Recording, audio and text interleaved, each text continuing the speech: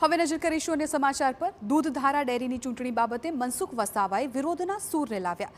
ભાજપના જ અગ્રણીને બિનહરીફ કરવા મામલે બળાપો ઠાલવ્યો।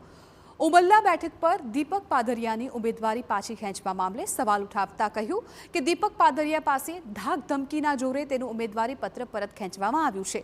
બાકી દીપક પાદરિયા લાયક ઉમેદવાર છે। સાથે જ ભાજપના અગ્રણી પ્રકાશ દેસાઈને બિનહરીફ બનાવવાનો પણ વિરોધ કર્યો।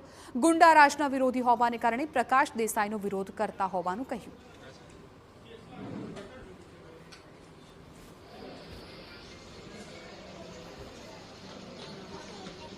ઘણા બધા લોકોનો આ પ્રકાશ દેસાઈને બિનહરીફ કર્યો। પહેલાં તેને ખોટી રીતના મેન્ડેટ આપ્યું, એનાથી જ ઘણા બધા લોકોને નારાજ છે। જે દીપક પાદરિયા જે બેસી ગયા છે એ રાજી ખુશીથી નથી બેઠા, એને અનેક પ્રકારની ધાક ધમકી આપી છે, એ પછી બેઠા છે।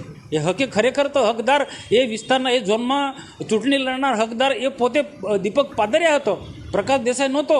અને પ્રકાશ દેસાઈનો જે ઇતિહાસ છે એના માટે સતત બોલતો રહ્યો છું, એના આખો રેકોર્ડ તમે જુઓ। આ તરફ સમાચાર